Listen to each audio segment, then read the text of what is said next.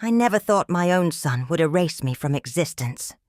The day I discovered Callum had legally changed his last name from Merrow to Dray, I was standing in my kitchen, holding the court document that my neighbor Mavis had quietly slipped under my door. 34 years of raising him alone after his father died.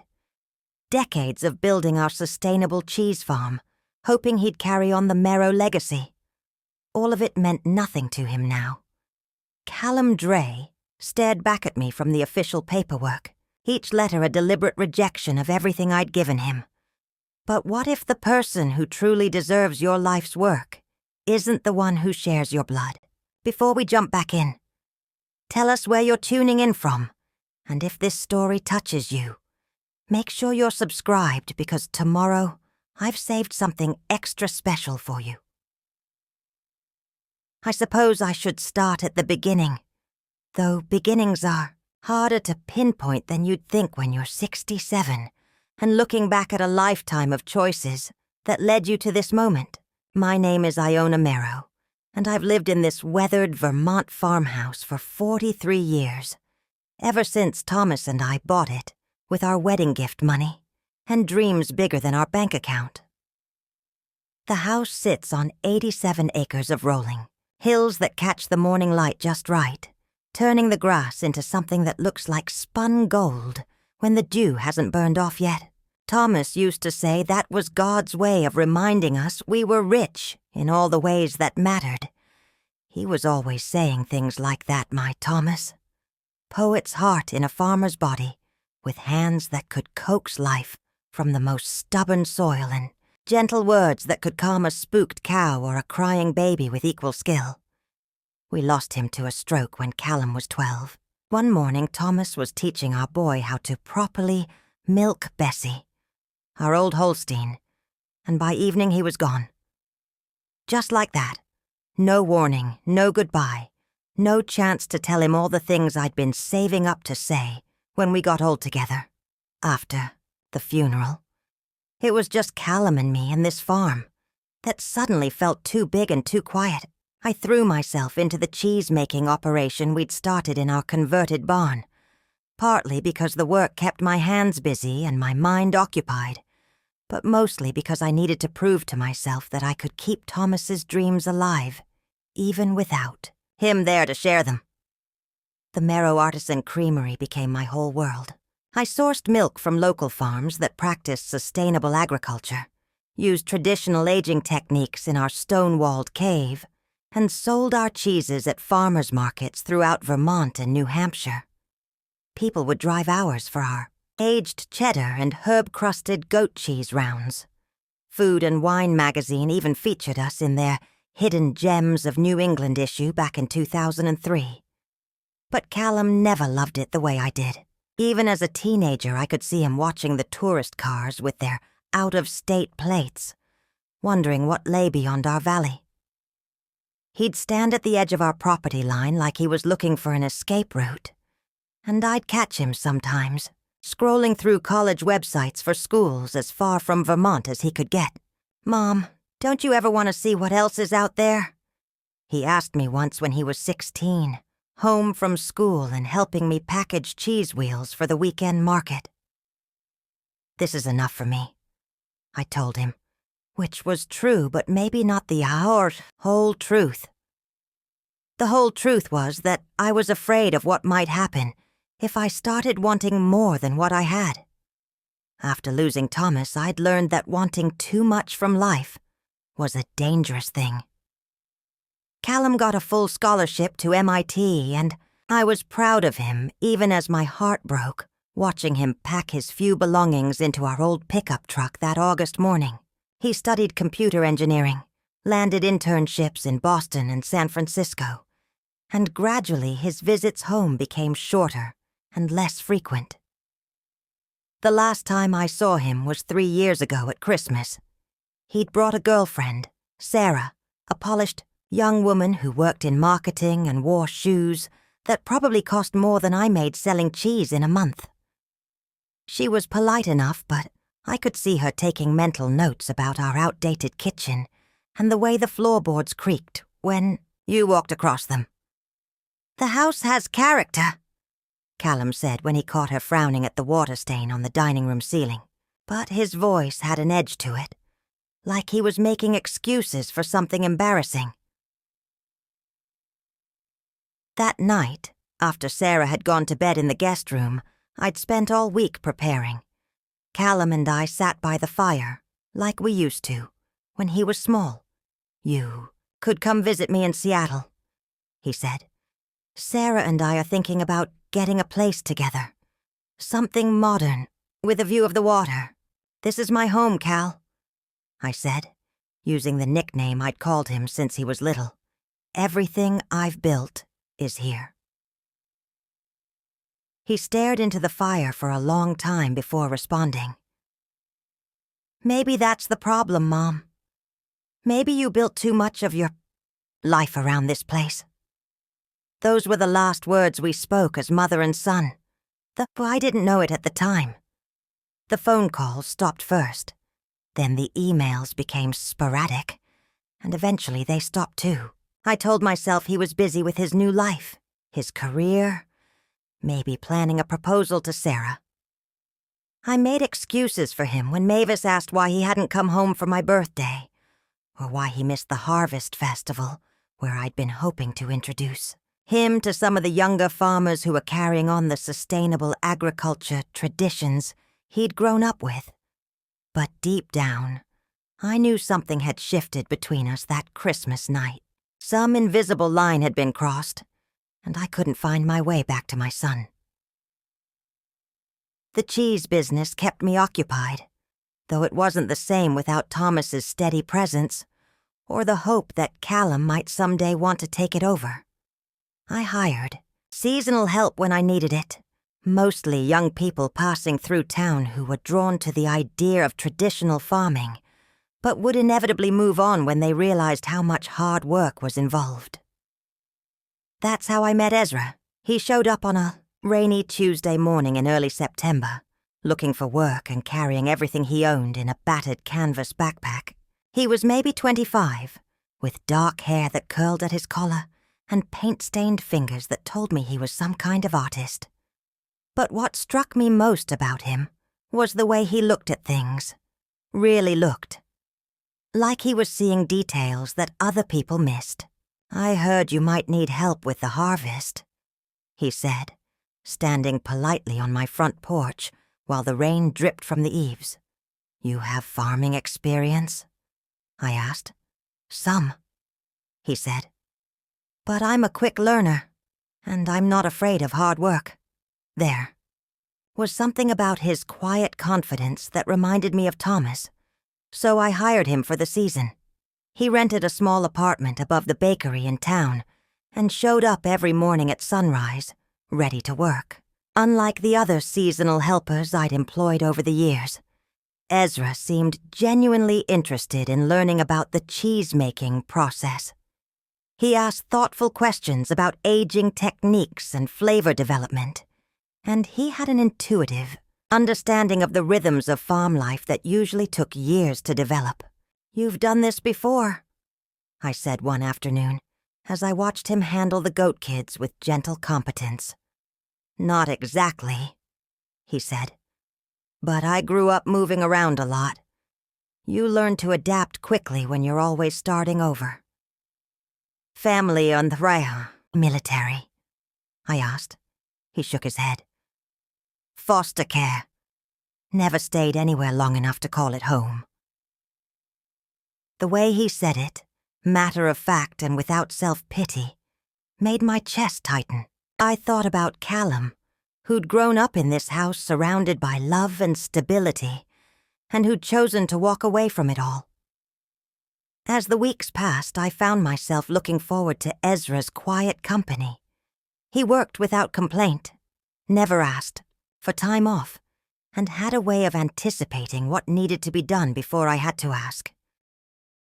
When the ancient tractor broke down, he somehow managed to coax it back to life with nothing but determination and borrowed tools.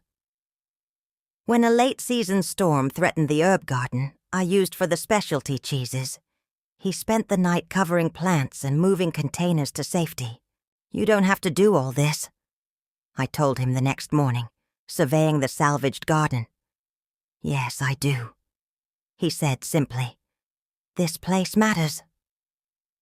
It was such a small thing to say, but something about the way he said it made me realize how long it had been since anyone had understood that. Callum had always seen the farm as something that held him back, but Ezra saw it as something worth protecting. That's when I started to think that maybe legacy wasn't about blood after all. Maybe it was about finding someone who understood the value of what you'd built, someone who would tend it with the same care you'd given it. I just didn't know yet how far I'd be willing to go to test that theory. The morning after the storm, I found Ezra in the cheese cave, carefully turning the wheels we'd been aging for 6 months. He'd arrived early, as usual, and taken on the daily maintenance routine without being asked. The cave, carved into the hillside behind our house, stayed at a constant 55 degrees year-round and held the earthy smell of aging cheese and stone walls that had absorbed decades of moisture and time. "Morning," I said, carrying 2 cups of coffee down the stone steps. The cave always felt like a sanctuary to me, cool and quiet and separate from the world above. "Thank you," he said, accepting the coffee gratefully. "I hope you don't mind that. I got started. The humidity seemed right for turning them today." I watched him work, noting how he handled each wheel with the same care I'd learned from Thomas all those years ago.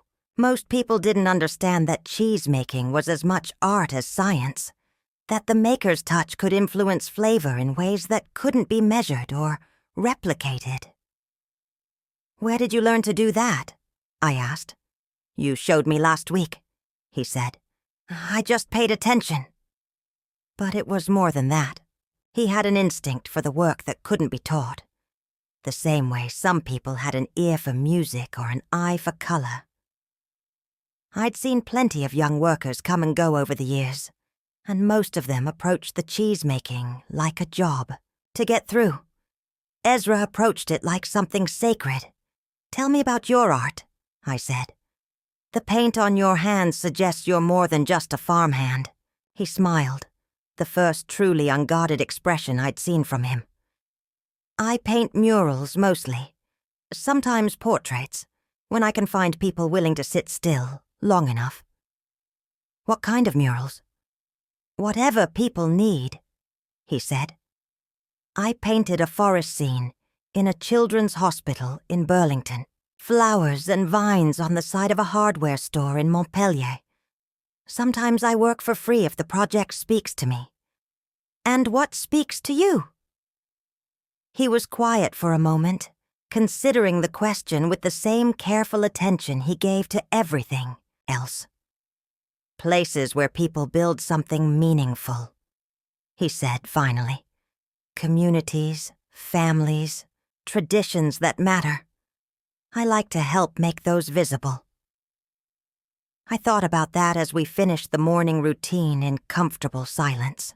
By the time we emerged from the cave, the sun had burned off the morning mist, and the farm looked the way it did in my memory, from the early days with Thomas, vital and purposeful, and exactly right. "Iona." Ezra's voice was hesitant. "Would you mind if I sketch some of this? The barn, the fields, the way the light hits the fence posts." "Of course," I said, "though I can't imagine why you'd want to." "Beauty doesn't always have to be obvious," he said. "Sometimes the most beautiful things are the ones people stop seeing because they're part of everyday life." That evening I called Mavis. "How's your young farmhand working out?" she asked before I could even explain why I was calling. "You've been watching, haven't you? This is a small town, Iona. Of course I've been watching." The boy seems different from your usual seasonal help. Mavis had been my closest friend since we were 7 years old, and she'd shared her lunch with me on my first day of school. She'd never married, preferring to pour her nurturing instincts into her bookstore and the dozens of young people who'd worked for her over the years. If anyone would understand what I was starting to feel about Ezra, it would be her. "He sees things," I said, "the way Thomas used to see things." "That's dangerous territory, Iona." "What do you mean?" "I mean you're starting to care about this. Boy, and caring about people who might leave is something you've been avoiding for the past 3 years. She was right, of course. Since Callum had stopped calling, I'd kept my relationships carefully surface level. Pleasant interactions with customers at the farmer's market, friendly exchanges with neighbors, but nothing that required real vulnerability. "He's not Callum," I said. "No," Mavis agreed. "But he's not your son either. Just be careful, okay? You've been hurt enough." That night I sat on my front porch with a glass of wine and watched the sunset paint the mountains purple and gold. This was my favorite time of day, when the work was done and the farm settled into evening quiet. Thomas used to join me here, and later when Callum was small, he'd play in the yard while we planned the next day's work. I tried to remember the last time I'd felt hopeful about anything. Not content or satisfied or grateful for what I had, but actually hopeful about what might come next. It had been so long that the feeling was almost foreign. Maybe Mavis was right to warn me. Maybe I was setting myself up for another disappointment. But as I watched Ezra's light come on in his apartment window across town, I couldn't bring myself to care about the risk. For the first time in years, I was looking forward to tomorrow. The envelope arrived on a Thursday morning in late October, mixed in with the usual stack of bills and agricultural supply catalogs. I almost didn't notice it at first. It was addressed to Iona Merrow, in typed letters, with no return address, and something about its official weight made me set it aside while I sorted through more immediate concerns. Ezra was helping me prepare for the winter markets, and we'd spent the morning packaging our best-aged cheddars and organizing inventory. The cheese cave was full of wheels in various stages of aging, some ready for sale and others that wouldn't be ready until spring. It was satisfying work, the kind that connected you to cycles larger than daily concerns. "Mail looks serious today," Ezra observed, glancing at the unopened envelope as he carried a crate of wrapped cheeses to the truck. "Probably just tax forms or some legal notice about property assessments," I said, though something about his observation made me pick up the envelope and weigh it in my hands. It felt too substantial for routine paperwork. We finished loading the truck in comfortable quiet, and I promised to pick him up at noon for the drive to the Brattleboro market. These weekly trips had become a ritual we both enjoyed. 2 hours of conversation on winding Vermont roads, followed by an afternoon of talking with customers who appreciated what we were trying to preserve. But after Ezra left for town, I found myself staring at that envelope. The return address, when I looked more carefully, was from the Chittenden County Clerk's office. Not the kind of mail that came unless something official had happened. I made myself a cup of coffee, sat down at my kitchen table, and opened it. The first thing I saw was Callum's name, or what used to be his name. Callum Merrow had been crossed out in official red ink and replaced with Callum Dray. Below that, in the cold language of legal documents, was a petition for name change that had been filed, processed, and approved without my knowledge. The papers included a photocopy of his driver's license with the new name, a social security card update, and what looked like employment records showing the change had been made at his company in Seattle.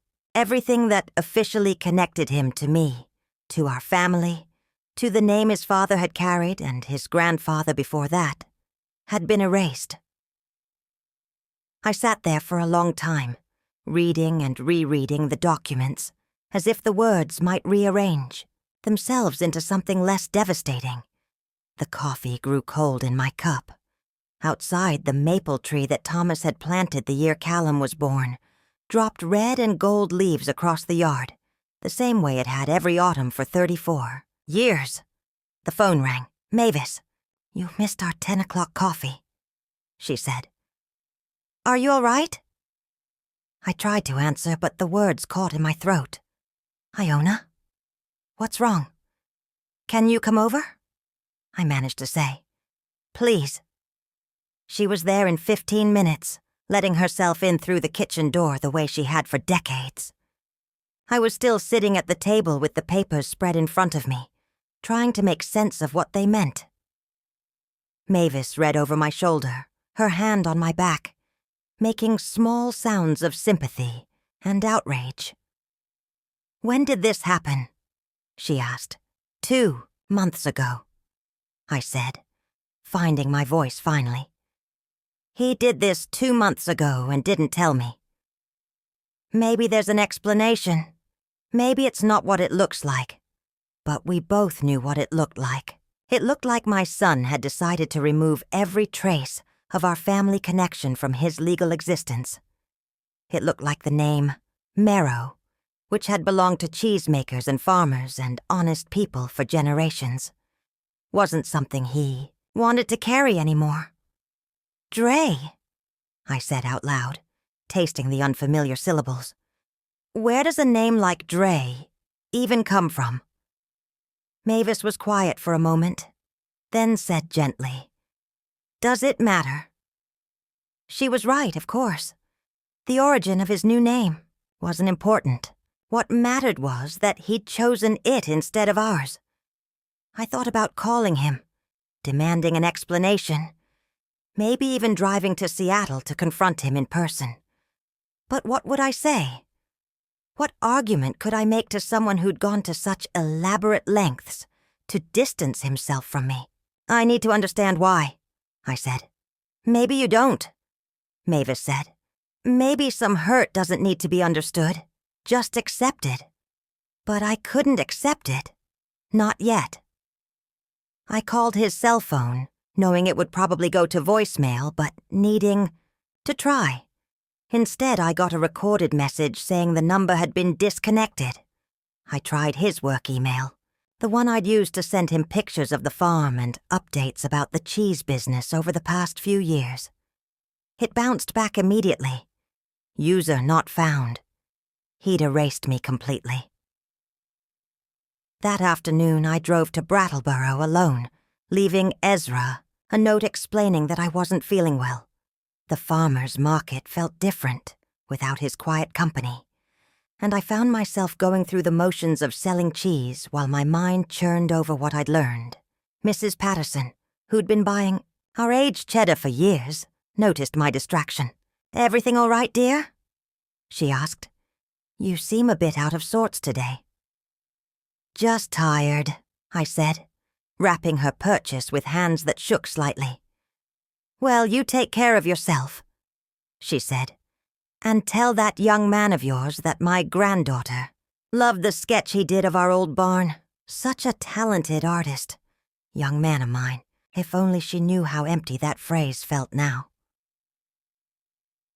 The drive home took me past the cemetery, where Thomas was buried. I hadn't planned to stop, but I found myself pulling through the gates and parking near his headstone. The groundskeepers had done their autumn cleanup, and the grass was neat and brown around the simple granite marker we'd chosen together during one of our rare conversations about death. "Thomas Merrow," the stone read, "beloved husband and father." Below that, the dates that bracketed his too short life, and below that, a space waiting for my own name and dates.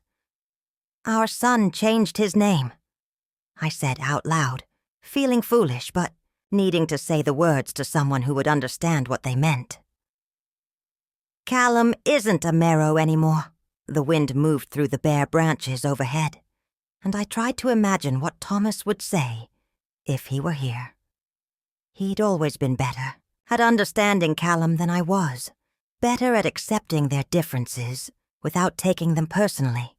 Maybe it's not about us, I could hear him saying in that gentle way he had. Maybe it's about something else entirely. But what else could it be about? What else did a name change represent except a complete rejection of where you came from? Drove home as the sun was setting, the truck filled with unsold cheese and my head filled with questions I couldn't answer. Ezra was waiting on my porch, and I realized I'd forgotten to pick him up after the market. "I'm sorry," I said, getting out of the truck. "I should have called. Are you all right?" he asked, studying my face with the same careful attention he gave to everything else. "You look like you've had bad news." I wanted to dismiss his concern, to make some excuse about being tired or having a headache, but there was something about his direct gaze that made dishonesty feel impossible. "My son changed his name," I said. "Legally. He's not a Merrow anymore." Ezra was quiet for a long moment, absorbing this information without judgment or immediate advice. "That must hurt," he said finally. It was such a simple acknowledgement, but it broke something open in me that I'd been holding tightly closed all day. I found myself crying on my own front porch, while this young man I barely knew stood quietly beside me, offering nothing more than his presence. When the tears stopped, he said, "Would you like me to help you unload the truck?" We worked in silence, carrying unsold cheese back to the refrigerated storage room and organizing everything for the next day's work.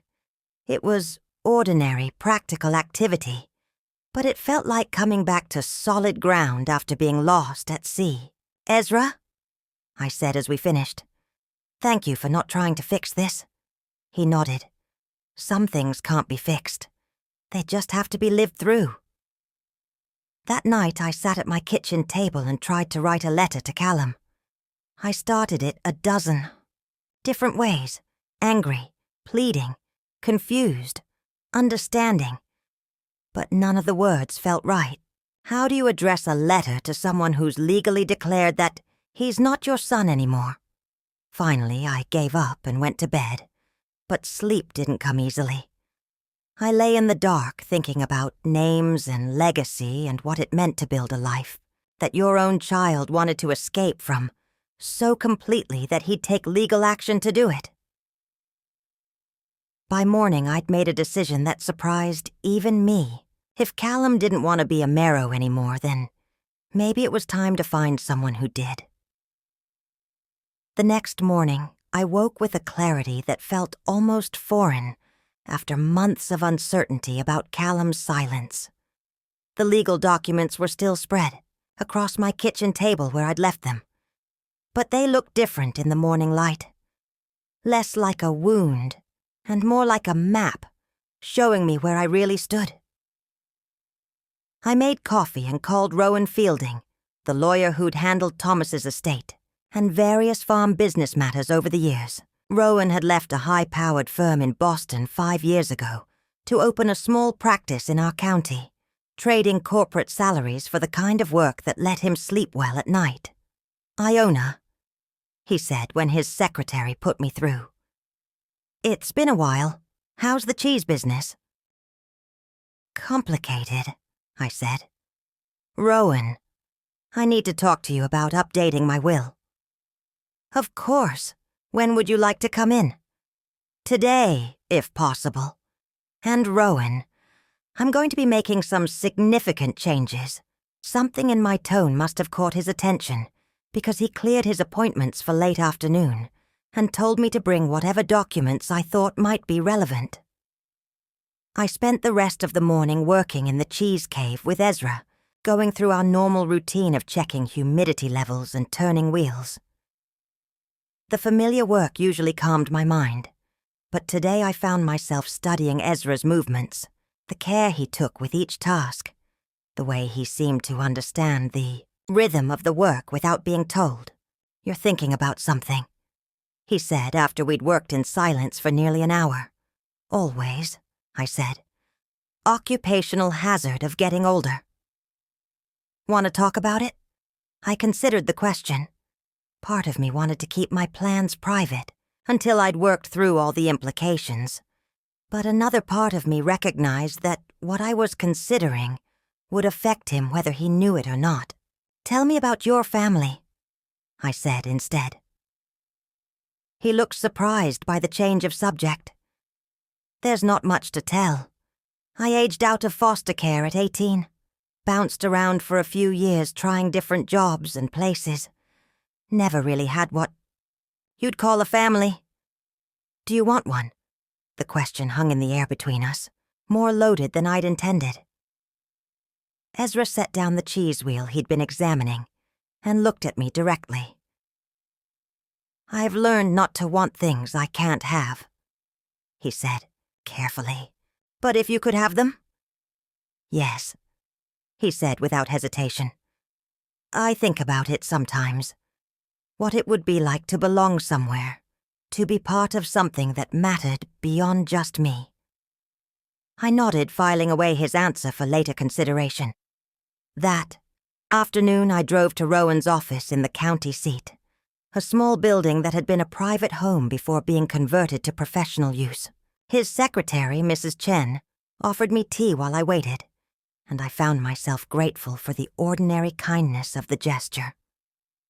Rowan's office was lined with law books and family photos, a comfortable space that felt more like a den than a place of business.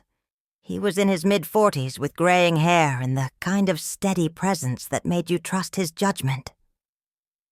"What can I do for you, Iona?" he asked, settling into his chair with a legal pad and pen. I handed him the court documents, about Callum's name change, watching his expression as he read through them. "I see," he said when he finished. "This must have been difficult to receive." "It clarified some things for me," I said. "I want to rewrite my will completely.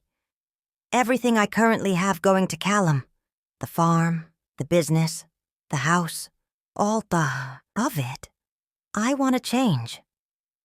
Rowan set down his pen and looked at me carefully. "Iona, this is a significant decision. Have you considered talking to Callum first? Sometimes family disputes can be worked through." "This isn't a dispute," I said. "This is my son making it clear that he doesn't want to be connected to me or to what I've built. I'm choosing to respect that decision." "And what would you like to do instead?" "I want to leave everything to Ezra Varelli, the young man who's been working for me." Rowan was quiet for a long moment. "How long have you known Mr. Varelli?" 2 months, Iona." "I know how it sounds," I said. "But I also know what I've seen. Ezra understands what I've been trying to build here. He cares about the land, the animals, the tradition of what we do. He sees value in things that my own son rejected. 2 months isn't very long to make a decision of this magnitude." 34 years wasn't long enough for my son to appreciate what he had," I said. "Sometimes understanding isn't about time. It's about perspective." Rowan made notes on his legal pad, his pen moving slowly as he considered my words. "We could set up a trust structure," he said finally. "Something that would provide for Mr. Varelli while also including provisions for Callum if circumstances change." "No," I said firmly. "No provisions for Callum. If he wanted to be part of this family, he shouldn't have legally removed himself from it." "What about other relatives? Cousins? Nephews?" "There aren't any that matter.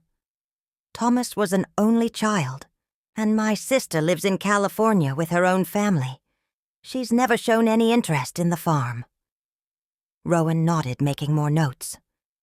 "This will require some careful structuring. The farm business has significant value, and there may be tax implications for Mr. Varelli. Does he know about your intentions?" "Not yet. I wanted to understand the legal aspects first." I'd recommend that you talk to him soon. This kind of inheritance comes with responsibilities he may not be prepared for. He's more prepared than you think, I said. We spent the next hour going through the details. Property valuations, business assets, the best way to structure things to minimize tax burden. It was technical and dry, but underneath all the legal language was a profound shift in how I thought about legacy. One more thing, I said as we wrapped up. I want to include a letter explaining my decision, something that makes it clear this isn't about anger or revenge, but about finding the right steward for what I've built. That's a good idea, Rowan said. It will help provide context if anyone questions your decision. Driving home, I felt lighter than I had in months. The decision was made, the wheels set in motion. Now I just had to figure out how to tell Ezra that his life was about to change in ways he couldn't imagine. The sun was setting as I pulled into my driveway, painting the farmhouse and barn in golden light that made everything look like a painting. Ezra's truck was parked by the barn, and I could see him in the pasture checking on the goats before bringing them in for the night. I stood in my yard for a moment, looking at this place that had been my whole world for more than 4 decades. Tomorrow I would start the process of officially passing it to someone who would understand its value. Tonight I would begin learning what it felt like to let go. The conversation with Ezra didn't go the way I'd imagined it would. I'd planned to tell him about my decision gradually, maybe starting with hints about how much I valued his work and building up to the bigger revelation. But when I found him the next morning in the cheese cave, carefully monitoring the temperature of our newest batch, I blurted out the truth before I could stop myself. "I'm leaving the farm to you," I said. He looked up from the thermometer he'd been reading, his expression shifting from concentration to confusion. "I'm sorry." "What?" "In my will. I'm changing everything. The farm, the business, the house. All of it goes to you when I die." Ezra set down the thermometer very carefully, as if sudden movements might make the situation more fragile than it already was. "Iona, I don't understand. What about your son?" "My son changed his name to erase any connection to me, legally, officially. He doesn't want to be a Merrow anymore, so he won't inherit what the Merrows built. That's..." He struggled for words.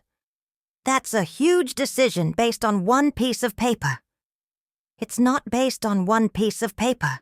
It's based on 34 years of watching him reject everything I tried to give him, and finally accepting that he meant it."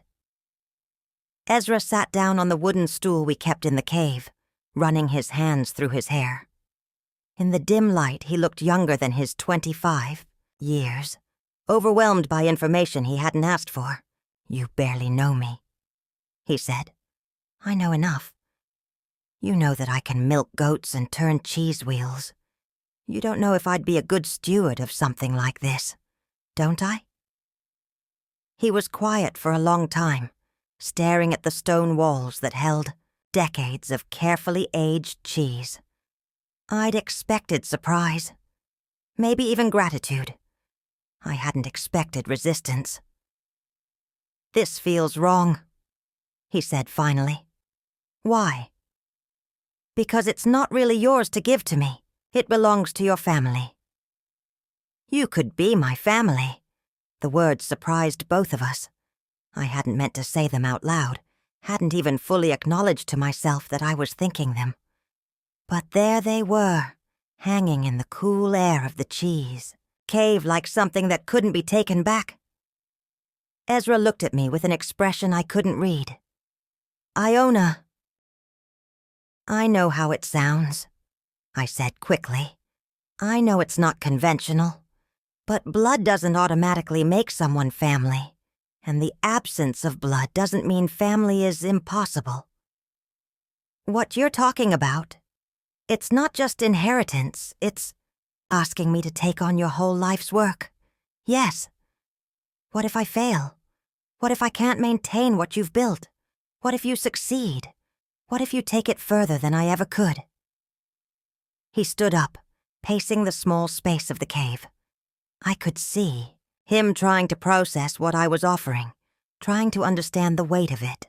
I need time to think about this, he said. Of course. And I want to understand more about why you're really doing it. Because I don't think it's just about your son's name change. He was right, of course. The name change had been the catalyst. But the decision grew from something deeper.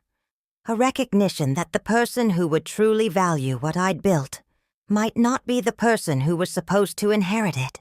Come to dinner tomorrow night, I said. I'll try to explain better. That afternoon, I worked alone in the cheese cave while Ezra took care of the animals. The solitude gave me time to think about his reaction, and I realized that his hesitation was actually reassuring. Someone who would accept such a massive responsibility without careful consideration probably wasn't the right person for it. I thought about Callum at the same age, 25 and fresh out of college, already planning his escape from Vermont. He'd never asked thoughtful questions about the farm or worried about whether he could live up to what we'd built. He'd simply assumed it would always be there if he needed it, and when he decided he didn't want it, he'd walked away without looking back. Ezra was different. He understood the weight of what was being offered. That evening, Mavis called. Telling and preparing this story took us a lot of time, so if you are enjoying it, subscribe to our channel. It means a lot to us. Now back to the story. Della stopped by the bookstore today, she said. She mentioned seeing you at Rowan Fielding's office yesterday. Everything all right? Della and her husband Kai ran the farm co-op where many of the local producers sold their goods.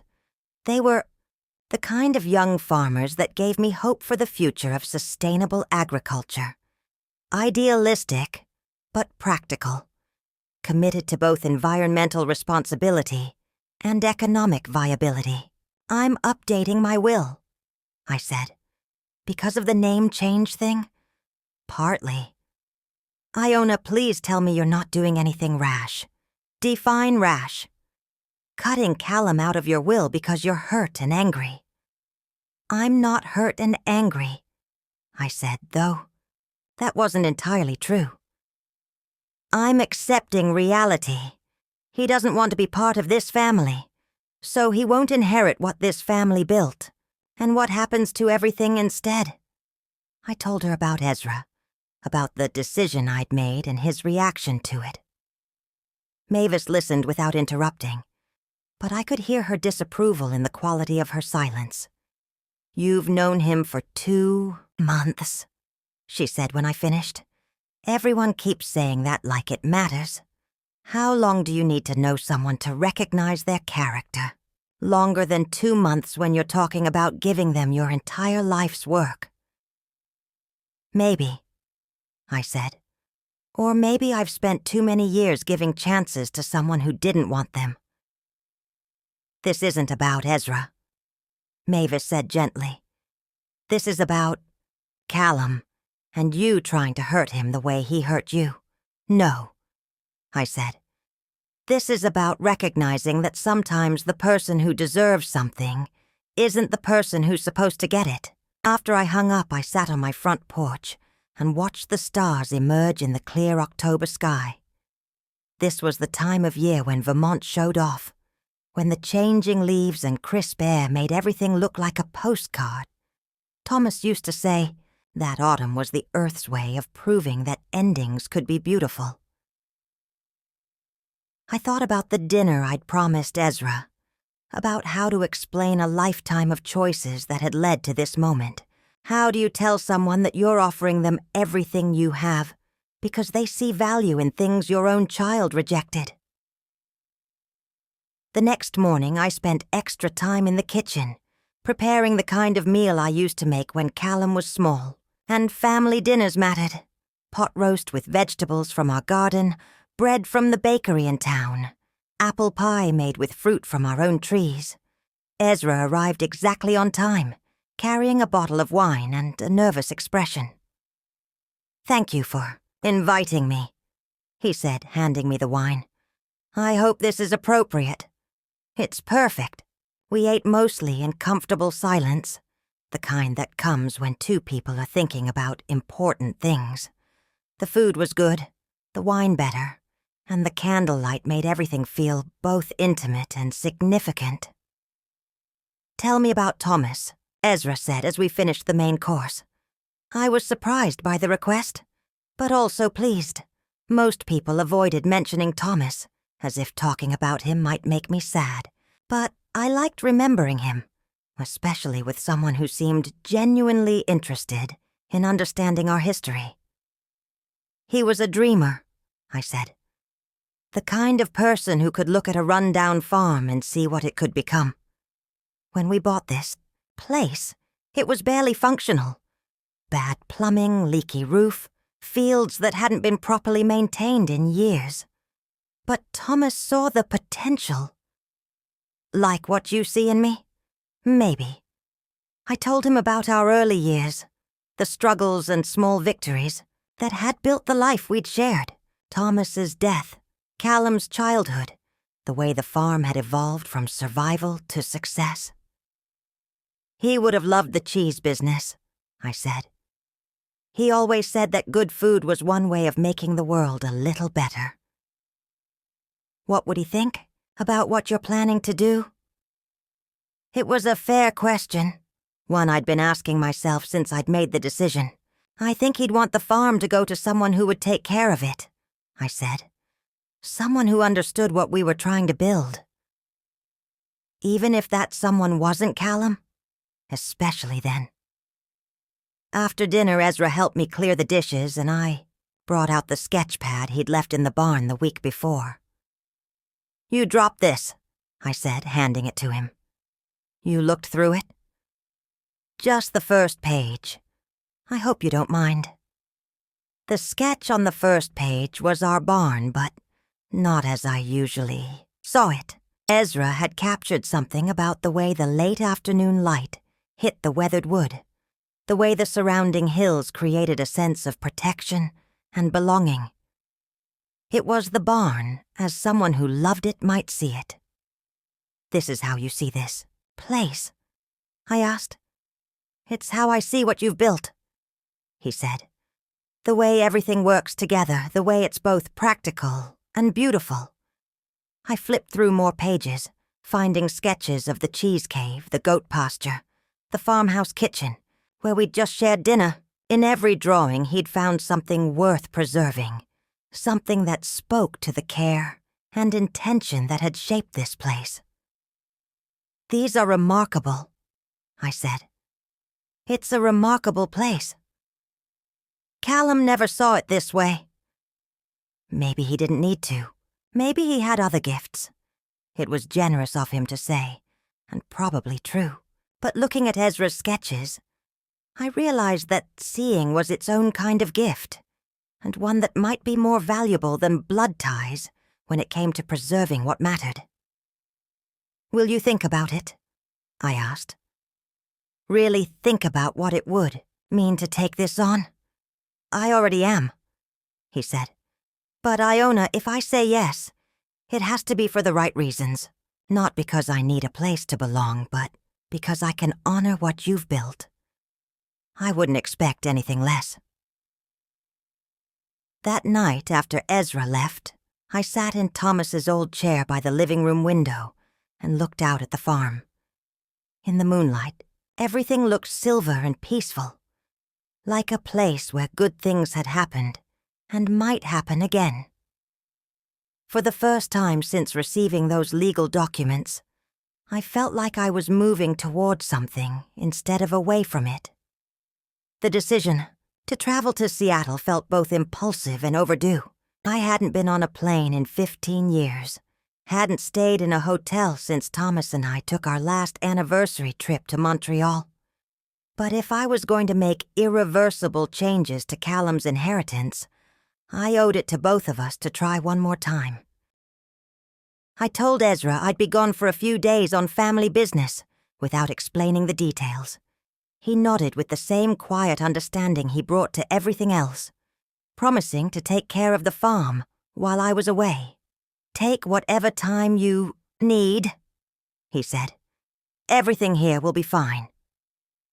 The flight to Seattle was turbulent, both literally and emotionally. As the plane climbed through gray November clouds, I wondered what I would say to my son when I saw him.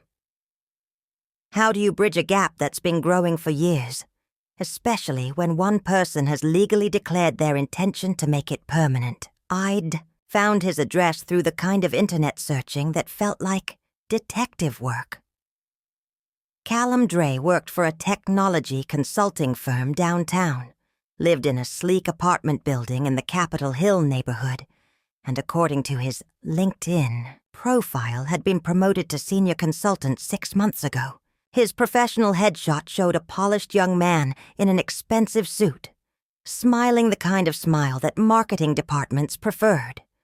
Confident but approachable, successful but not intimidating.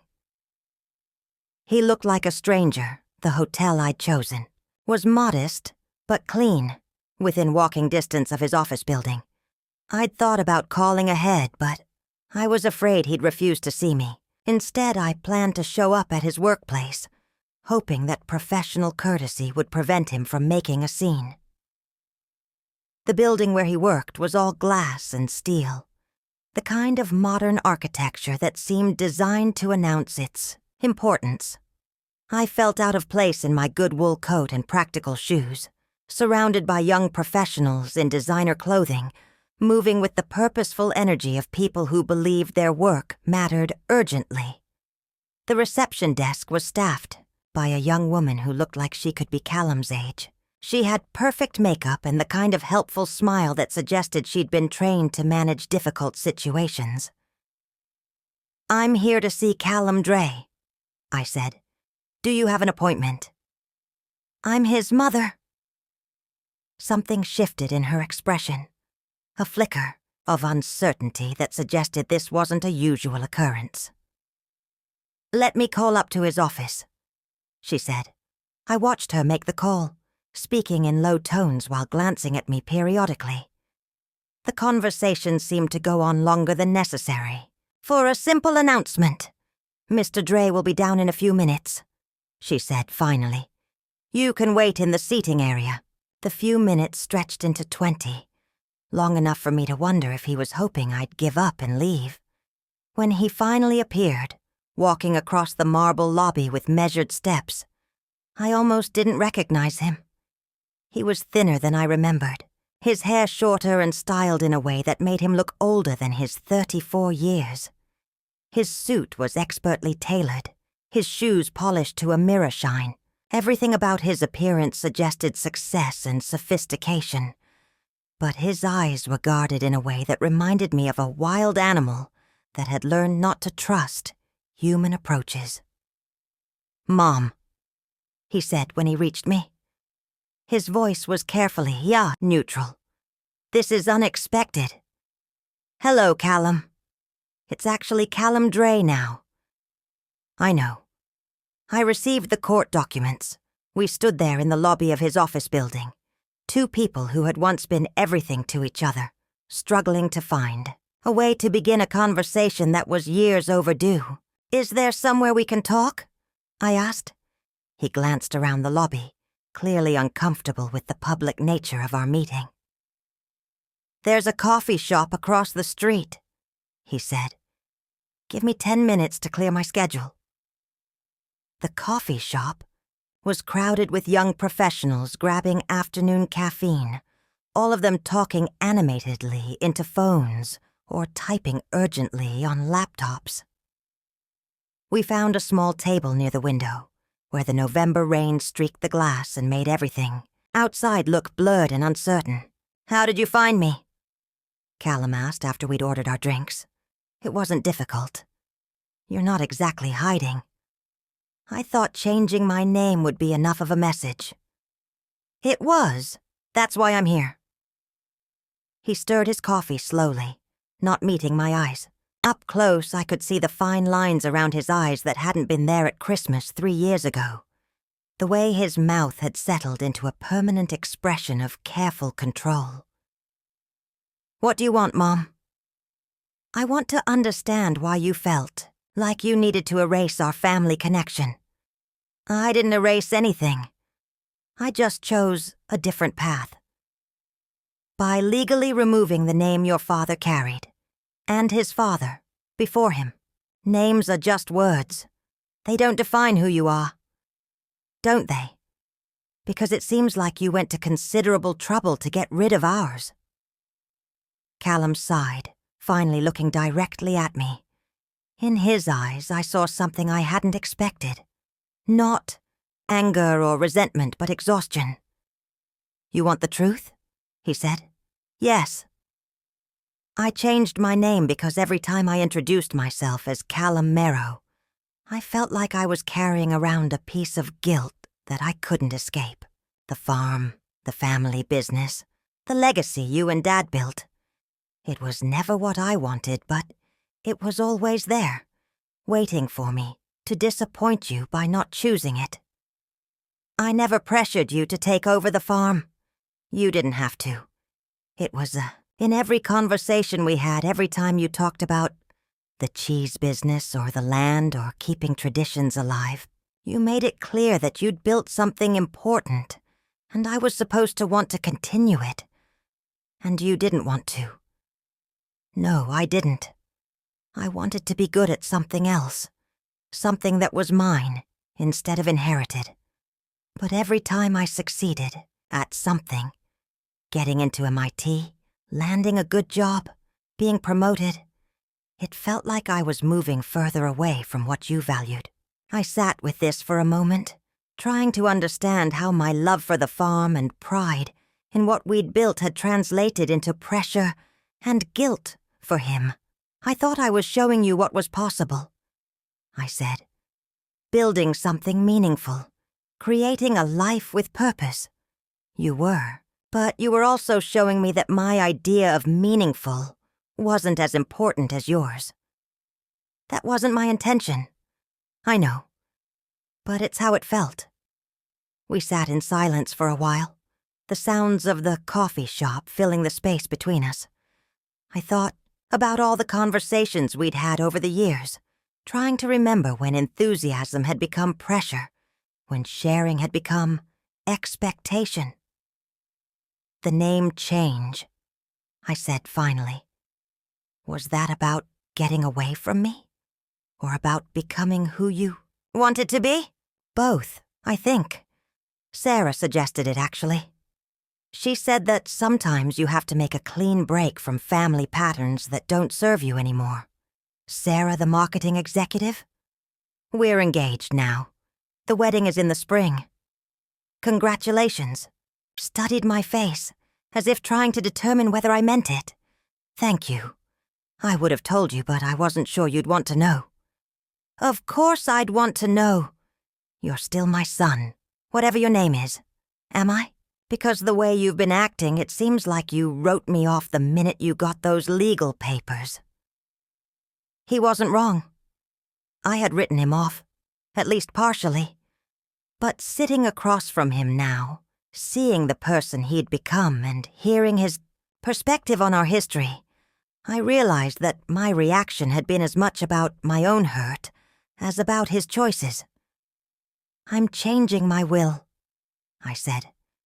"Everything I planned to leave to you, the farm, the business, all of it, I'm giving to someone else." Something shifted in his expression, a flicker of what might have been pain or regret. "Because I changed my name? Because you don't want what I built. You've made that clear in every way possible. And who are you giving it to?" I told him about Ezra, about his appreciation for the farm, and understanding of what we were trying to preserve. Callum listened without interrupting, his coffee growing cold as I explained my decision. "You've known him for 2 months, he said when I finished. "Everyone keeps saying that. Because it's crazy, Mom. You're giving your entire life's work to someone you barely know. I know enough. I know he sees value in what your father and I built. I know he wants to take care of it. And you think I don't? Do you?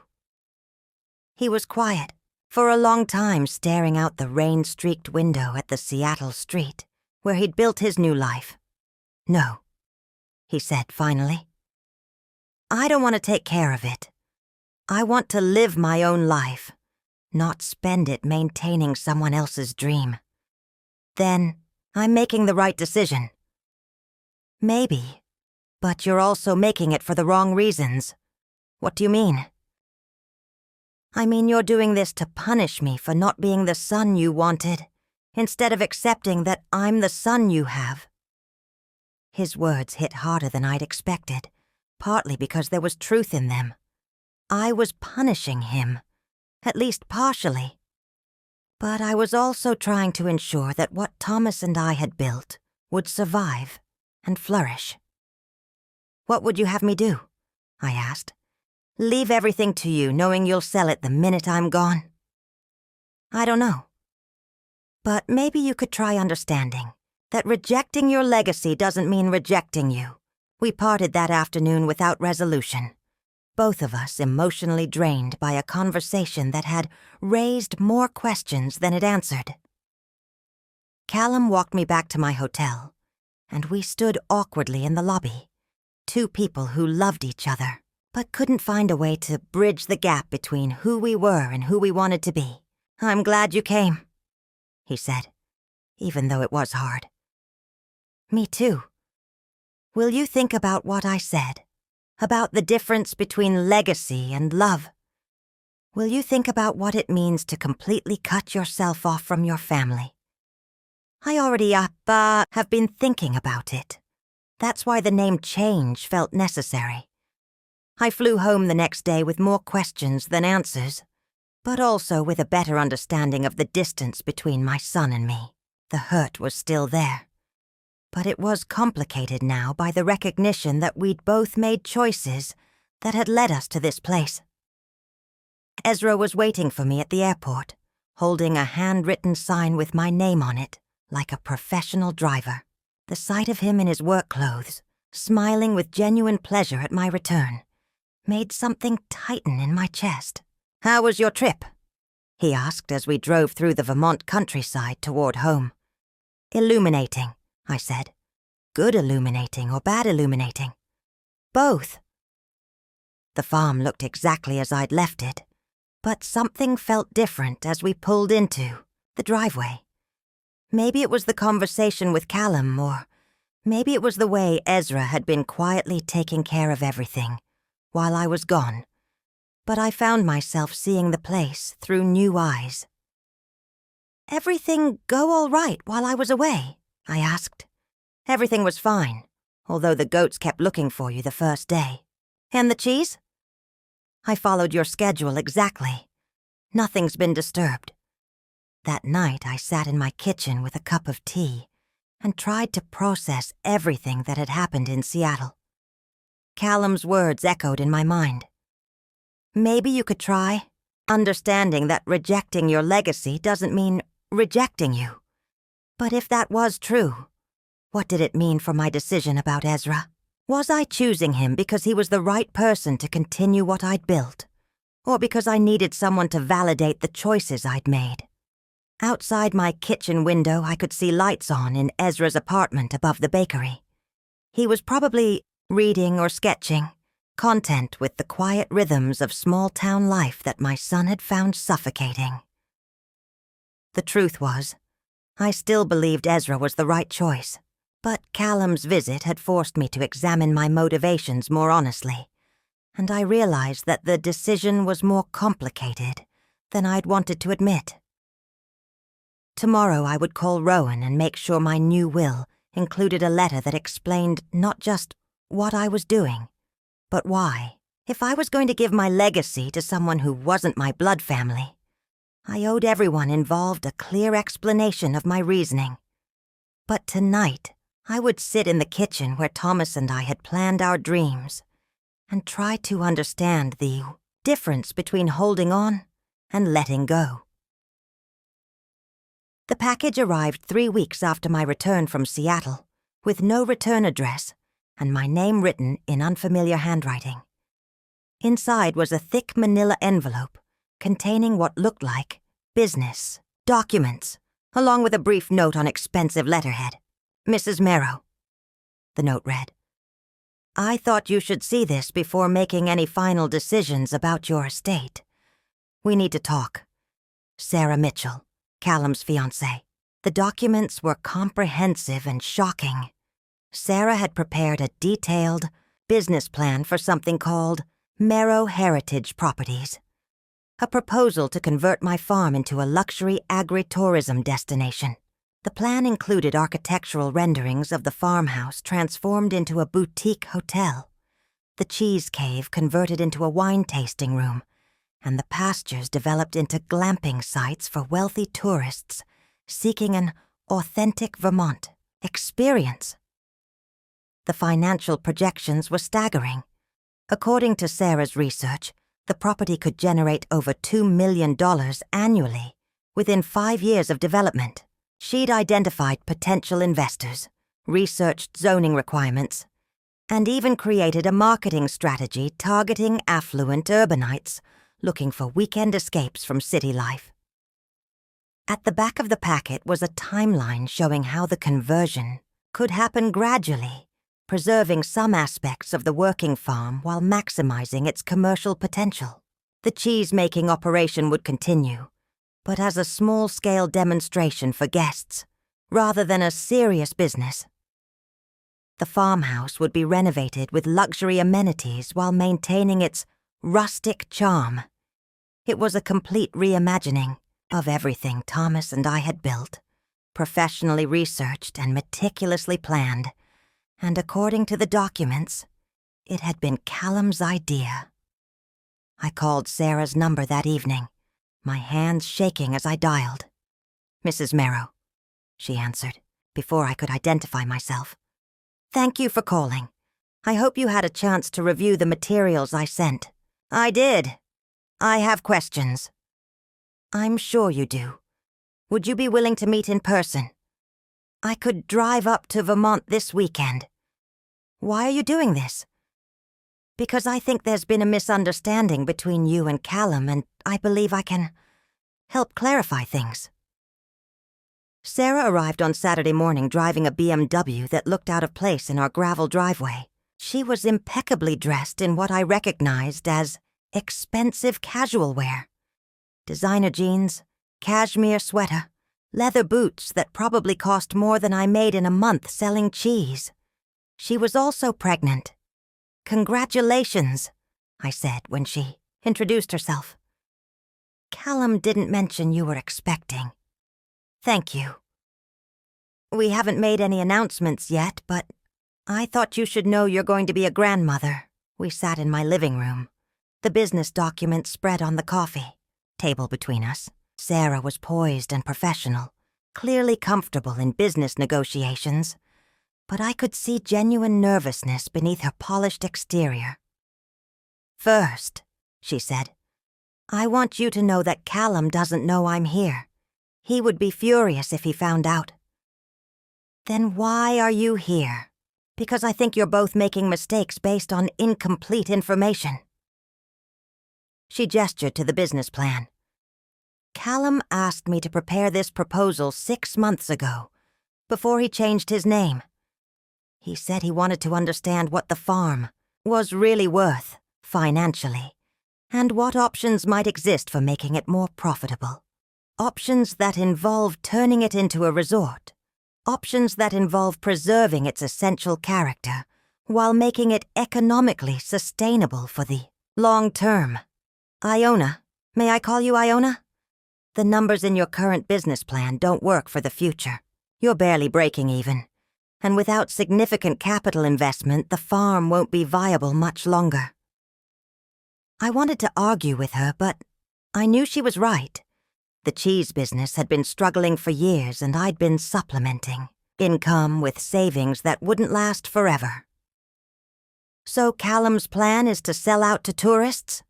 Callum's plan was to find a way to honor what you'd built while making it sustainable. He spent months researching this, talking to agricultural economists and sustainable tourism experts. He wanted to present you with a solution that would preserve the farm and provide financial security. Then why didn't he? Sarah was quiet for a moment, choosing her words carefully.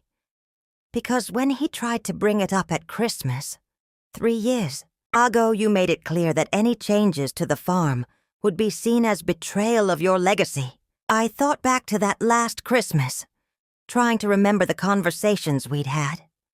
Callum had mentioned something about modernizing the operation, about finding ways to increase revenue. I dismissed his suggestions as evidence that he didn't understand what we were really trying to accomplish. You thought he wanted to abandon the farm, Sarah continued. He thought you wanted him to preserve it exactly as it is, regardless of whether that was economically feasible. Both of you were right, and both of you were wrong. What about the name change? That was my idea, Sarah said quietly. And it was a mistake. She told me about their relationship, about how Callum had struggled with feeling torn between his love for me and his need to build his own life. The name change had been meant as a clean break, a way to stop feeling guilty about not wanting to be a farmer. But it hurt more than it helped, she said. He's been miserable since he did it, but he didn't know how to undo it without admitting he'd made a mistake. And now we're having a baby, and he's realized that cutting yourself off from family is harder than he thought it would be. I stood up and walked to the window, looking out at the farm that had been my whole world for so many years. In the distance, I could see Ezra working with the goats, moving among them with the gentle confidence that had convinced me he was the right person to inherit everything. "What exactly are you asking me to do?" I said. "I'm asking you to consider that there might be a middle ground. The Heritage Properties Plan could provide financial stability while preserving the essential character of what you've built. Callum could be involved in managing it, staying connected to the farm while using his business skills to ensure its survival. And Ezra, the young man you're planning to leave everything to, he could be part of it too. According to Callum, he has real skills and genuine appreciation for what you're doing. There's no reason this couldn't work for everyone." I turned back to face her. "Why should I trust any of this? A week ago, Callum told me he had no interest in the farm. Now you're telling me he spent months planning its future?" "Because people are complicated," Sarah said. "Because love and fear and pride get tangled up together. And sometimes it takes a crisis to help you see clearly." "What kind of crisis?" "Finding out that your mother is giving your inheritance to someone else tends to clarify your priorities." That afternoon, I walked the property alone, trying to process everything Sarah had told me. The business plan was impressive, I had to admit. It addressed real financial concerns while preserving much of what made the farm special. But it also represented a fundamental change in what this place would be. I found myself at Thomas's grave, as I often did when I needed to think through difficult decisions. "What would you do?" I asked his headstone.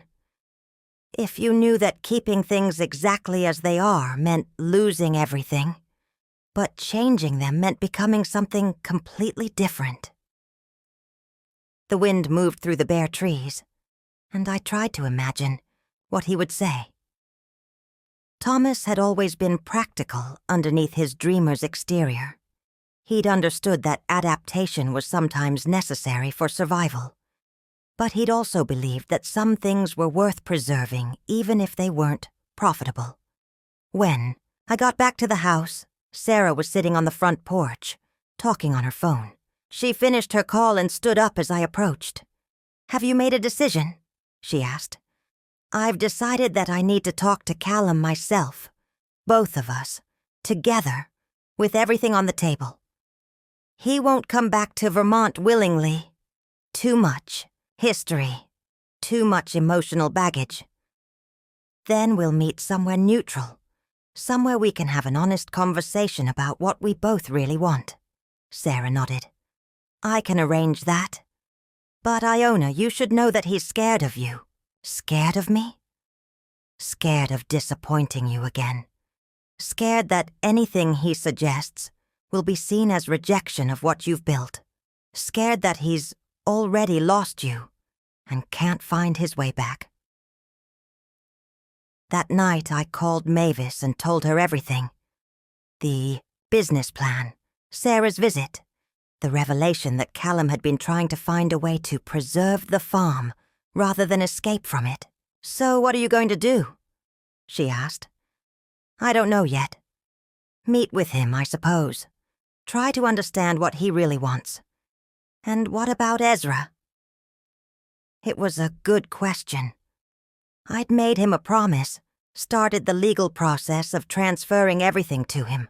He'd begun planning his future around the assumption that the farm would be his responsibility. "I need to be honest with him about what's happening," I said. "That's going to be a difficult conversation.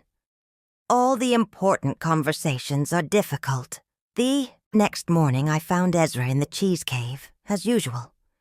But instead of working, he was sitting on the wooden stool, staring at the aging wheels with an expression I couldn't read. "Everything all right?" I asked. "I've been thinking about what you're giving me," he said. "The responsibility of it. Whether I'm really ready for something this significant." "Having second thoughts?" "Not second thoughts exactly. More like recognition of how big this really is." I sat down on the stone ledge that ran along one wall of the cave, trying to find the right words to explain what I'd learned from Sarah's visit. "Ezra," I said finally. "There are some things about my family situation that I haven't told you. Things that might change how you think about inheriting the farm." He looked at me with the same careful attention he brought to everything, waiting for me to continue. So I told him everything. About Sarah's business plan, about Callum's efforts to find a sustainable future for the farm, about the possibility that my son might want to be involved after all. When I finished, Ezra was quiet for a long time. "What does this mean for what you offered me?" he asked finally. "I don't know yet, but I thought you deserved to know that the situation is more complicated than I originally understood. Thank you for telling me. That couldn't have been easy."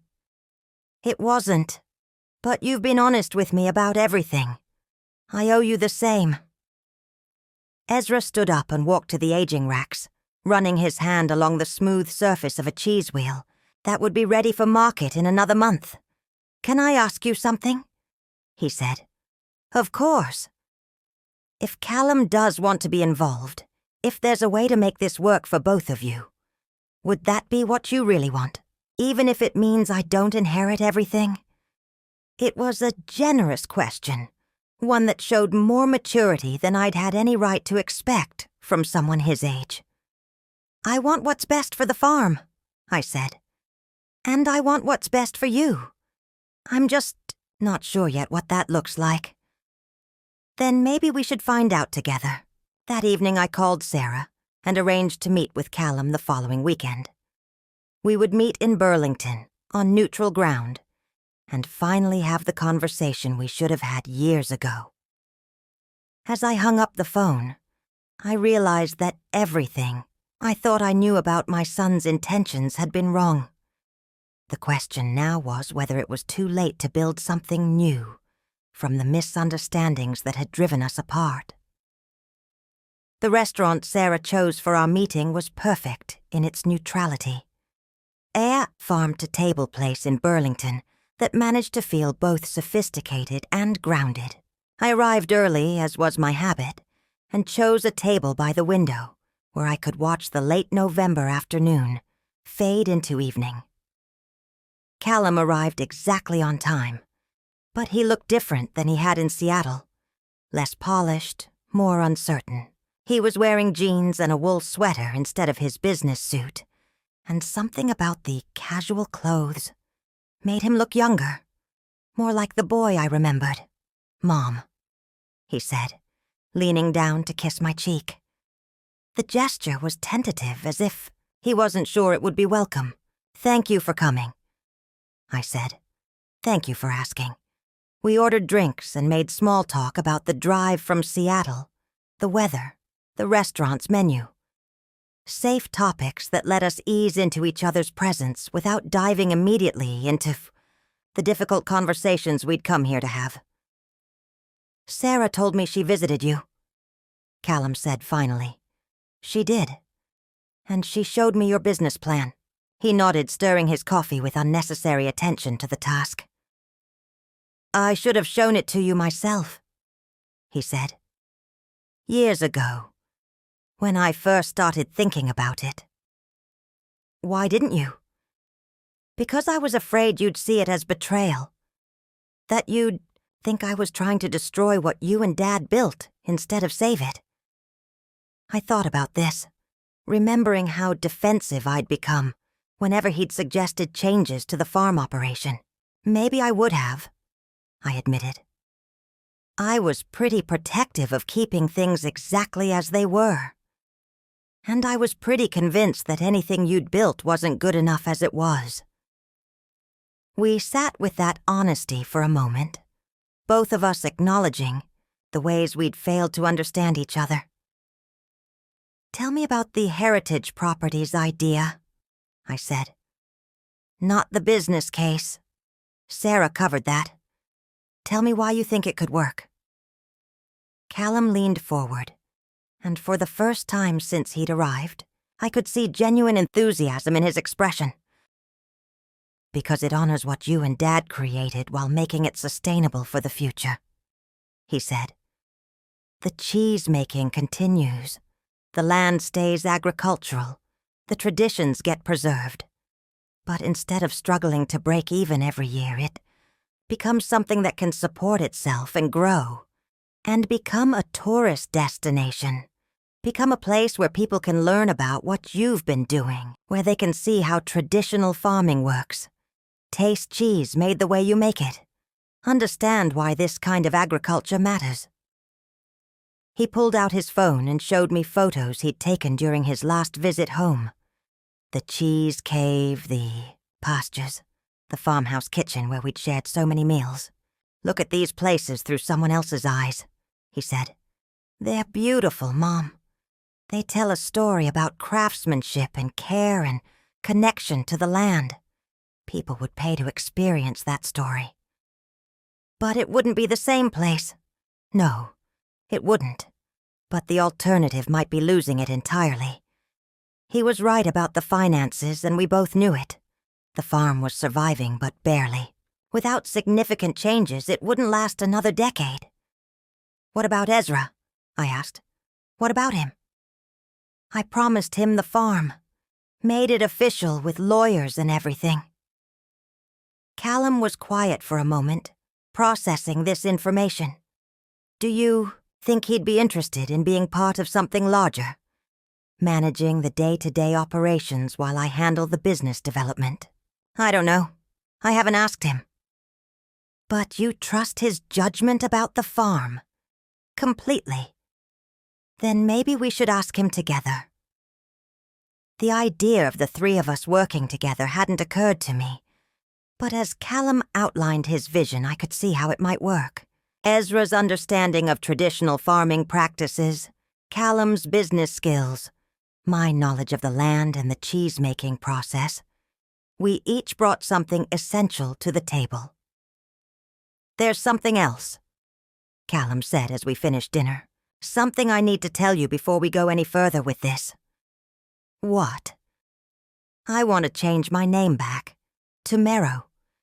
Sarah and I have been talking about it, and we want our baby to carry the family name." The words hit me harder than I'd expected, carrying weight that went far beyond legal paperwork. When? As soon as possible. I filed the petition yesterday. Why now? Because I've realized that running away from who you are doesn't make you free. It just makes you lost. That night I drove back to the farm, with my head spinning from everything Callum had shared. His business plan was solid. His intentions seemed genuine. And the possibility of keeping the farm in the family while making it financially sustainable was appealing. But I'd made promises to Ezra that couldn't be easily undone. I found him the next morning in the barn, cleaning the milking equipment with his usual methodical care. "How did the meeting go?" he asked. It was illuminating. Again, I told him about Callum's vision, about the heritage properties plan, and the possibility of turning the farm into something larger while preserving its essential character. "And what about our arrangement?" he asked when I finished. "That's what I need to talk to you about."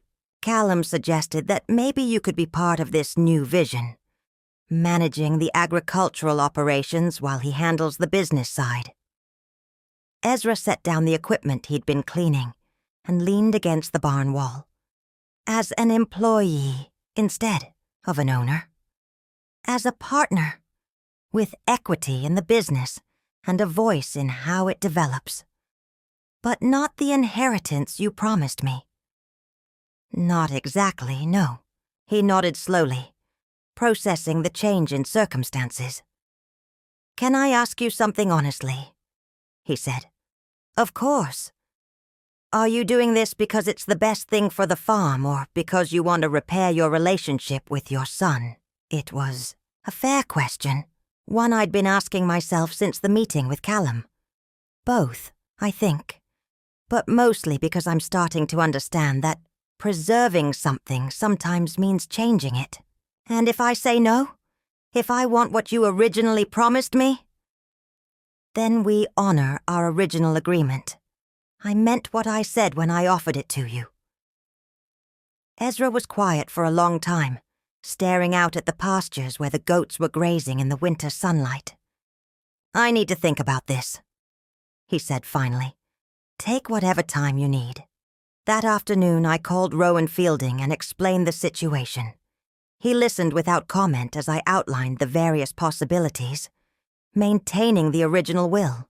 That left everything to Ezra, changing it back to benefit Callum, or creating some new structure that could accommodate everyone. "This is getting complicated," he said when I finished.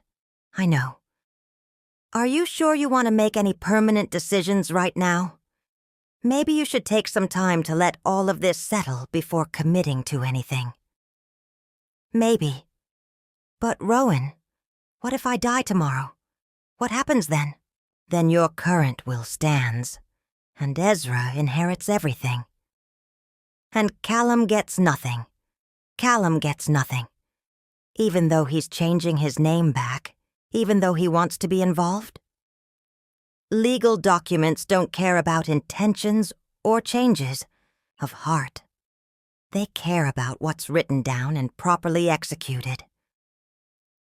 That evening I sat in Thomas's chair by the living room window and tried to imagine what he would do in this situation.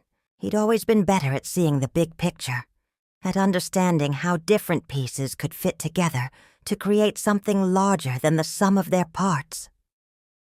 The farm looked peaceful in the gathering dusk, the way it had for decades. But underneath that peaceful surface was the reality that everything was about to change, one way or another. Mavis called just as I was getting ready for bed. "How did the meeting go?"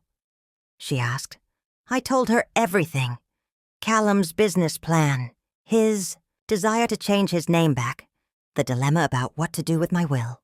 "Sounds like you have some difficult decisions to make," she said when I finished. "The most difficult part is that there's no obviously right answer. Every choice helps some people and hurts others. Maybe the question isn't who gets hurt, but who gets the chance to grow." "What do you mean?"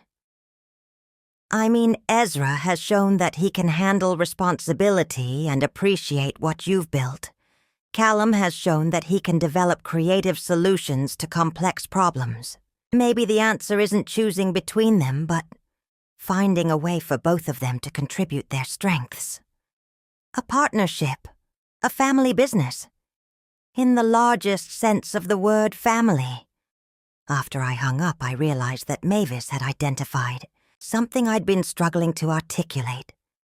This wasn't really about inheritance or business plans or even family reconciliation. It was about creating something that could honor the past while embracing the future. But first, I needed to know what Ezra really wanted, and whether Callum was truly committed to making this work, or just responding to the crisis of potentially losing his inheritance. Tomorrow I would ask both of them to meet with me together. It was time for all the cards to be on the table. The decision came to me 3 days later while I was working alone in the cheese cave, turning wheels that wouldn't be ready for months. There was something about the rhythm of the work, the quiet, patience it required that helped clarify what needed to happen. I called Rowan first. "I need you to draft a new kind of will," I said. "Something that creates a 3-way partnership between myself, my son, and Ezra. Equal shares, but with specific roles and responsibilities that play to each person's strengths." "That's going to be complex," Rowan warned. "Partnership agreements are different from simple inheritance documents." "I know, but I think complex is what this situation requires." Next, I called Callum and Ezra and asked them to meet me that afternoon. When they arrived, I had coffee ready and a legal pad covered with notes about what I wanted to propose. "I've made a decision," I said without preamble. "But it's not the kind of decision I can make alone. It's the kind that requires all of us to commit to something bigger than what any one of us could accomplish individually." They listened as I outlined my vision, a formal 3-way partnership that would own and operate the farm as both a working agricultural business and a heritage tourism destination. Callum would handle business development and marketing, bringing his corporate skills to bear on making the operation financially sustainable. Ezra would manage daily farm operations and serve as head of the artisan cheese program, preserving and expanding the traditional practices that had always been the heart of what we did. I would remain involved as senior partner and institutional memory, gradually transitioning leadership to them as age required. The legal structure would be a limited liability company, I explained. Each of us holds equal ownership shares, but we each have defined areas of responsibility. Major decisions get made by consensus, day-to-day operations get handled by whoever has expertise in that area. "What about the heritage properties development?" Callum asked. "We implement it gradually, starting with small-scale improvements that don't compromise the working farm. A farm stand at the road, weekend tours of the cheese-making operation, eventually maybe converted outbuildings for overnight guests. But we don't do anything that fundamentally changes what this place is." Ezra had been quiet through my explanation, but now he leaned forward with a question. "What happens when you're not here anymore? Do Callum and I become equal partners, or does he inherit the controlling interest as your son?" It was exactly the right question to ask, the one that got to the heart of whether this partnership could really work long-term. "Equal partners," I said, "with a provision that if either of you wants out, the other has first right to buy their share at fair market value. And if we can't agree on major decisions, then we bring in an outside mediator, someone we all trust to understand what we're trying to accomplish." Callum was taking notes on his phone, already thinking through the practical implications. "We'll need detailed operating agreements," he said. "Clear protocols for everything from profit distribution to conflict resolution. This kind of partnership only works if everyone's expectations are explicitly defined. Agreed. But the legal framework is just the skeleton. The real question is whether we can build something together that none of us could create alone. Over the next 3 hours, we worked through the details. Callum's business plan provided the roadmap for sustainable development. Ezra's understanding of the farm's current operations provided the foundation for preserving what worked. My knowledge of the land and the cheese-making traditions provided the continuity that would connect past and future. By evening, we had the outline of an agreement that felt both practical and ambitious. The heritage properties development would happen gradually over 5 years, starting with infrastructure improvements and small-scale visitor programs.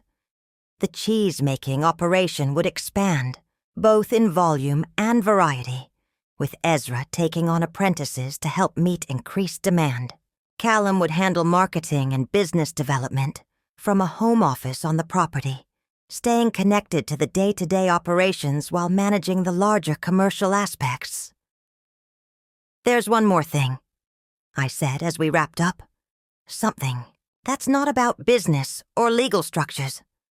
They waited. "I need both of you to understand that this isn't just about preserving a farm or building a business. It's about creating a new kind of family, not one based on blood alone, but one based on shared values and mutual commitment to something larger than ourselves." Ezra spoke first. "I've never had a family business, or a family, really. The idea of being part of something like this, it's what I've been looking for my whole life," he finished quietly. Callum nodded. "It's what I walked away from, because I didn't understand what it meant, and what I want to come back to, if you'll have me." 3 weeks later, we signed the partnership papers in Rowan's office. The ceremony was simple. Just the 3 of us, Rowan and Mavis as a witness. But it felt more significant than any business transaction I'd ever been part of. The legal documents were complex. Dozens of pages outlining responsibilities and profit sharing and dispute resolution procedures. But the heart of what we were creating was simple. A commitment to work together to preserve and grow something that mattered. "Congratulations," Rowan said as we finished signing. "You've just created something I've never seen before. A family business that expands the definition of family." That evening we celebrated with dinner at the farmhouse, the same meal I'd served them individually, but now shared as partners rather than as people trying to figure out how to compete with each other. "2 new beginnings," Callum said, raising his glass. "2 old traditions," Ezra added. "2 family," I finished, in all its unexpected forms. The work began immediately. Callum moved back to Vermont temporarily, renting an apartment in town while we figured out the best way to set up his home office. Ezra gave notice at his apartment above the bakery and moved into the guest room in the farmhouse, giving him closer access to the animals and cheese cave. The dynamic between them was fascinating to watch. They approached problems differently.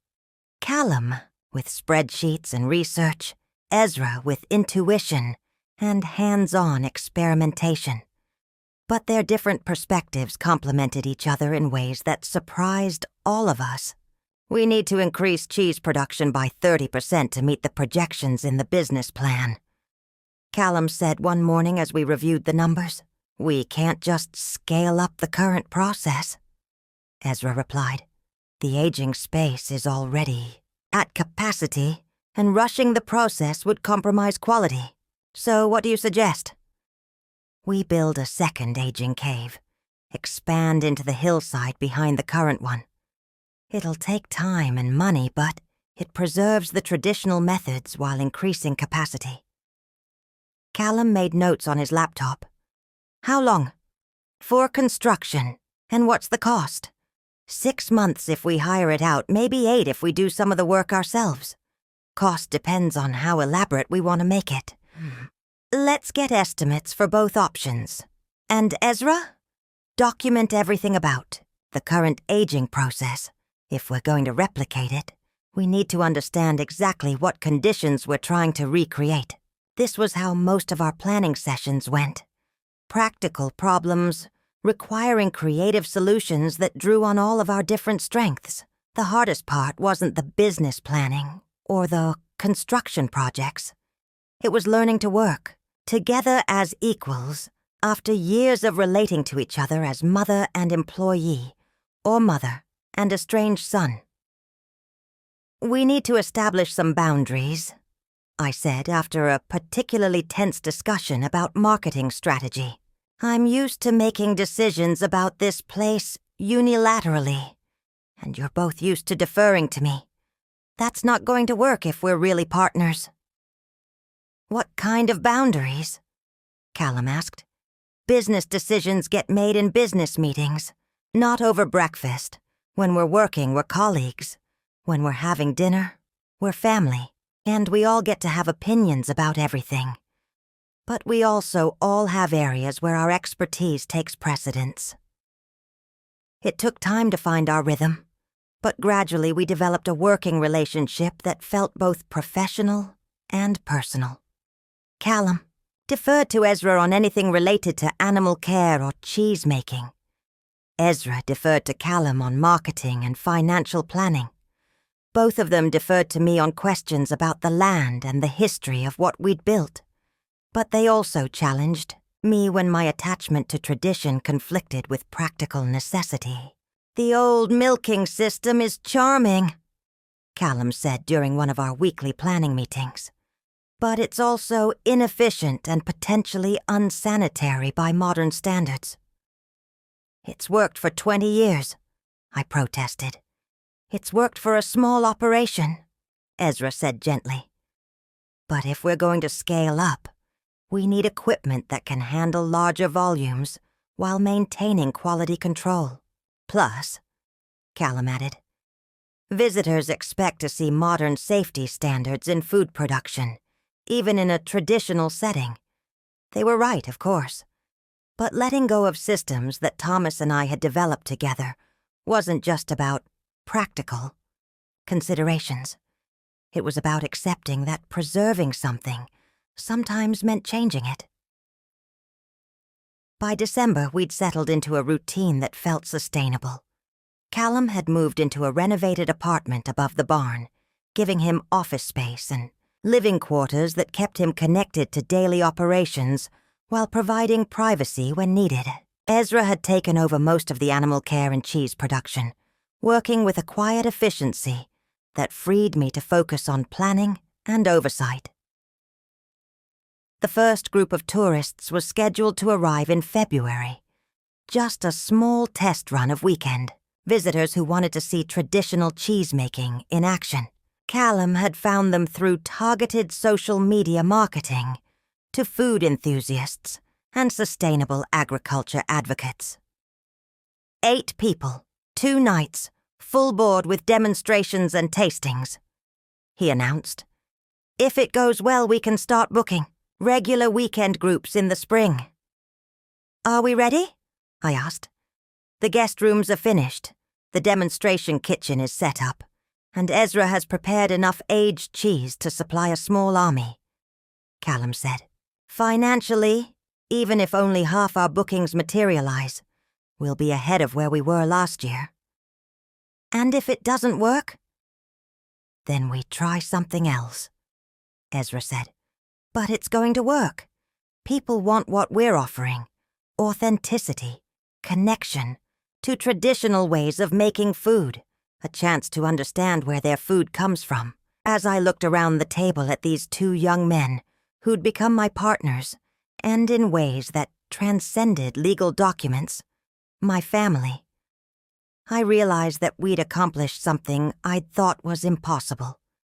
We'd found a way to honor the past, while embracing the future, to preserve traditions while adapting to economic reality, to expand the definition of family while strengthening its core. The farm looked the same from the outside, but everything about how it functioned had changed. And for the first time in years, when I imagined its future, I saw growth and possibility instead of decline and loss. 2 years later, I'm holding my granddaughter for the first time. Emma Rose Merrow came into the world on a perfect May morning, when the apple trees were blooming and the cheese cave was full of wheels that would be ready for market by the time she takes her. First steps. Sarah handled the labor with the same efficiency she brought to everything else, and Callum cried harder than anyone when he first heard his daughter's voice. "She's beautiful," I whisper to the tiny girl in my arms. She has Callum's dark hair, and what looks like it might be Thomas's stubborn chin, but her hands are long and graceful like Sarah's. "She's perfect," Sarah says from the hospital bed. She looks tired but radiant, the way new mothers do when everything has gone according to plan. "What do you think, Grandma Iona?" Callum asks, using the title we'd settled on months ago. "Does she look like a future cheesemaker?"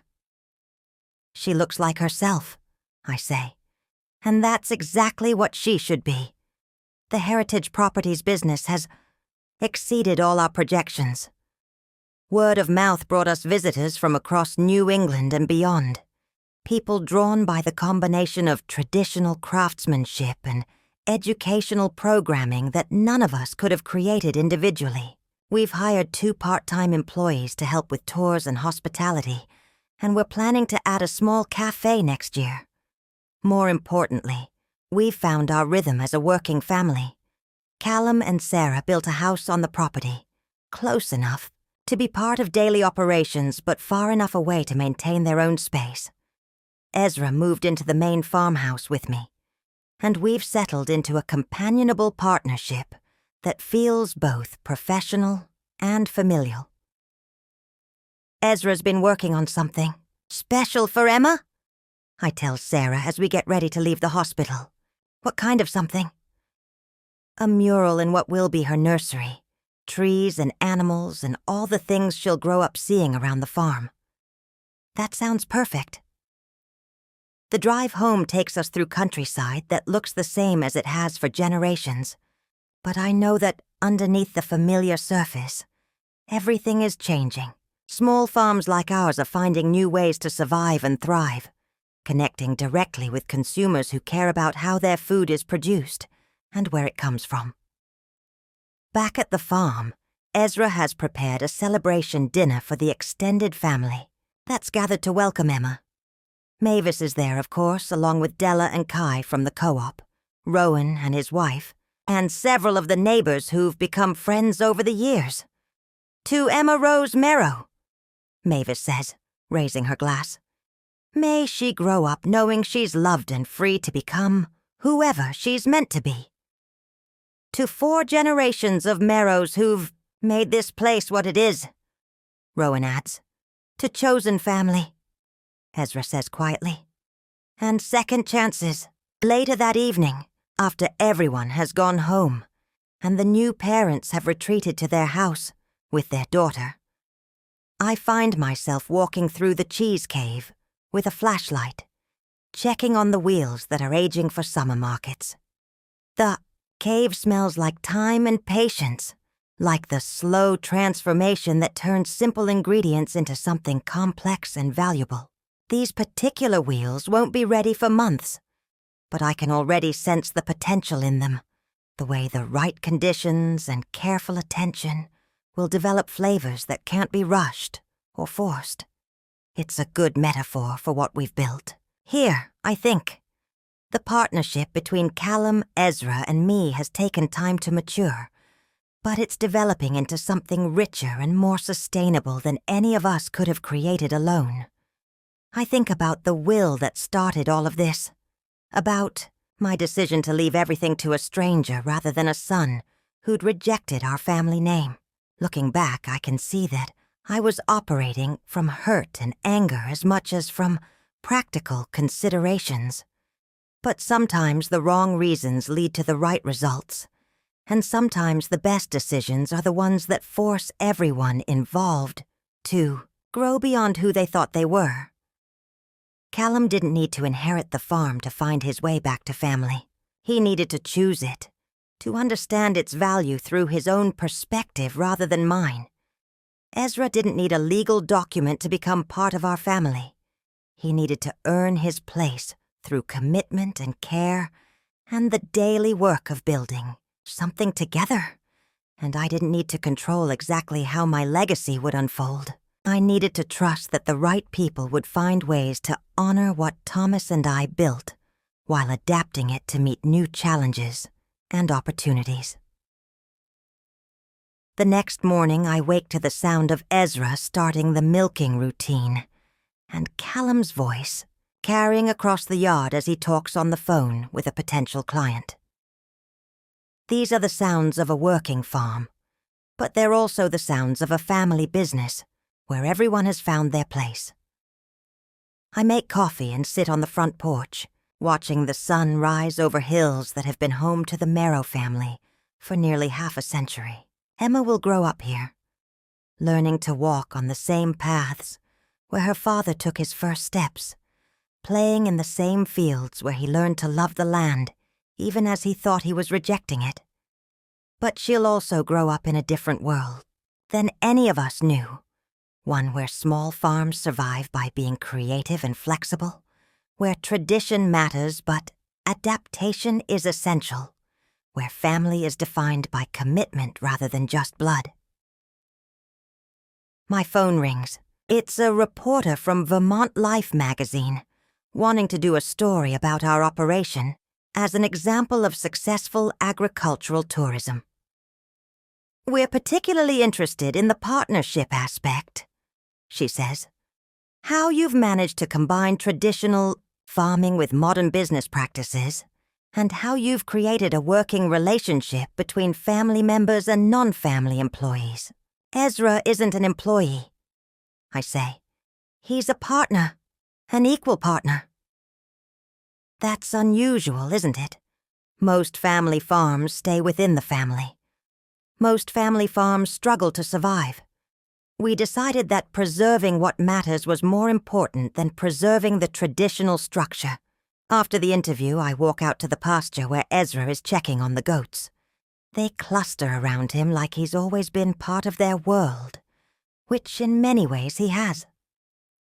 2 years of daily care has created bonds that go deeper than employment. "Good. Interview?" he asks. "Productive. She wants to come out next month and photograph the operation. More publicity means more bookings. Are you ready for that level of attention?" Ezra considers the question while scratching behind the ears of our oldest doe, a gray-muzzled lady who's been queen of the herd for years. "I think so.